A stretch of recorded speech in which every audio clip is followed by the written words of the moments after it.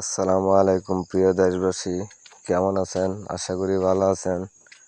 আপনাদের দোয়া আর একটা নতুন ব্লগ ভিডিও নিয়ে আজকে আমি আমদাদুল ভাই।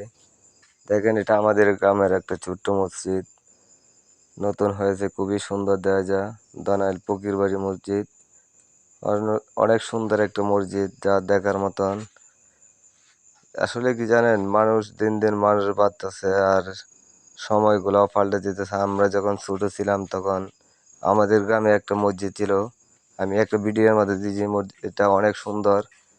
তো এখন তো মনে করেন যে এক গ্রামে এক বাড়িতে মসজিদ বানাইতেছে।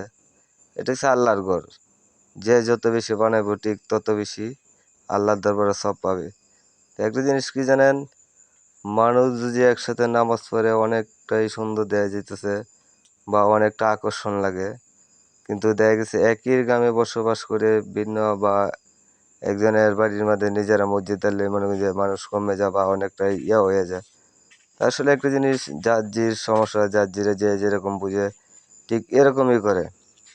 মানুষে যখন দিন পাল্টে যেতেছে, মানুষের বিবেক পাল্টে, মানুষের স্নেহ ভালোবাসা সবই পাল্টে, কিন্তু সবার মন তো আমার আল্লাহ তালাই দিয়েছে। আল্লাহ তালা যদি খুশি তাই মানুষকেও আল্লাহ তালাই ভালো রাখবে। আসলে কি জানেন, মানুষ কখন কি করে তা নিজেও বলতে পারে না। দেখেন, এখন আমি সব কিছু ছেড়ে বন্ধে চলে যেতে, যে দেশ এবং প্রবাস থেকে যারা যারা আমার ভিডিওগুলো দেখেন, ভাই আপনার কাছে কেমন লাগে আমাকে কমেন্টে জানাবেন। আর আপনাদের দোয়া ভালোবাসা, আমি সর্বোচ্চ চেষ্টা করব আপনাদেরকে ভালো ভালো ভিডিও দেওয়ার জন্য। দেশ এবং প্রবাসে যে যেখান থেকে দেখেন আপনারা কমেন্টে জানাবেন। আমি সর্বোচ্চ অনেক শ্রদ্ধার পরে আপনাদেরকে ভালো ভালো ভিডিও দেওয়ার চেষ্টা করব। আপনারা শুধু আমাকে দোয়া করবেন। আপনাদের জন্য সর্বোচ্চ ভালোবাসা নিয়ে আমি আমদাদুল ভাই আবারও হাজির হব পরবর্তী ভিডিওতে।